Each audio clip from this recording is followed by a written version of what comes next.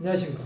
오늘은 요한일서 2장 12절 13절의 말씀으로 요한일서를 기록한 목적이라는 제목으로 하나님의 말씀을 나누고자 합니다.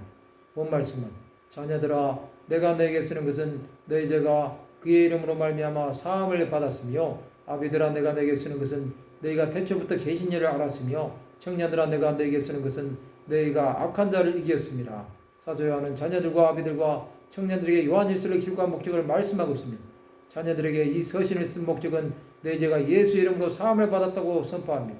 어린 성도들은 예수 이름으로 죄가 사함을 받는 경험을 해야 하는 것입니다. 이들의 믿음은 예수를 믿음으로 구원을 얻은 상태입니다.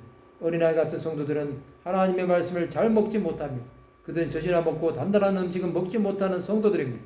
그러나 그들도 때가 되면 하나님의 말씀으로 양육하여야 하는 것입니다.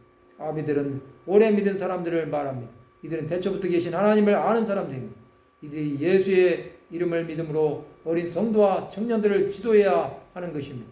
그들은 유일하신 하나님과 그의 보내신 자 예수 그리스도를 아는 것입니다.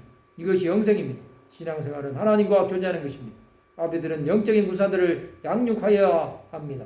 또 다음 세대 자녀들을 하나님 나라를 위해 살 수 있도록 지도해야 하는 것입니다. 청년들은 믿음이 강하여 주를 위해 일할 수 있는 사람들을 말하는 것입니다. 그들은 악한 자를 이긴 것입니다. 악한 자는 사탄입니다. 사탄을 이길 수 있는 방법은 하나님의 말씀으로 무장하는 것입니다. 사탄은 예수 이름으로 나갈 때 승리할 수 있습니다. 또 예수 그리스도의 보혈을 의지함으로 이기는 것입니다. 하나님의 말씀은 성령의 검입니다.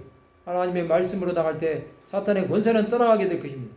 자녀들과 아비들과 청년들은 교회 안에 있는 성도들을 가르칩니다. 이들은 각자 가치한 영역에서 하나님 나라를 전파하는 데 쓰임을 받아야 하는 것입니다. 사도 요한의 시대에 있었던 성도들은 지금도 있습니다. 그 성도들은 하나님의 말씀 앞에 자신의 삶을 내어맡겨야 하는 것입니다.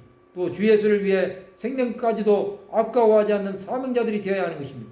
예수 앞에 나왔던 수많은 사람들은 예수를 만나는 후에 삶이 변화되었습니다. 그들은 하나님 나라를 위해 사는 사람들이 된 것입니다.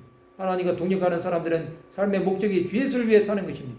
그러한 삶을 살아 하나님의 영광이 되어야 하는 것입니다. 우리의 갈 길이 다가도록 주 예수를 붙들어야 합니다. 하나님 우리가 주 예수를 충만하기를 원하십니다. 우리의 신앙이 어떤 상태가 중요한 것이 아니라 내 삶이 주 예수 안에 거하느냐 하는 것이 신앙생활의 기준이 되어야 하는 것입니다. 예수 안에서 하나님의 영으로 가득한 성도들이 되시기를 바랍니다. 우리가 주와 함께 동행할 때 우리의 영혼이 예수 그리스도를 더욱 사랑하게 될 것입니다. 말씀을 마치고자 합니다. 하나님 나라를 위해 믿음의 삶을 온전히 살아가는 하나님의 백성들이 되시기를 주님의 이름으로 축원합니다.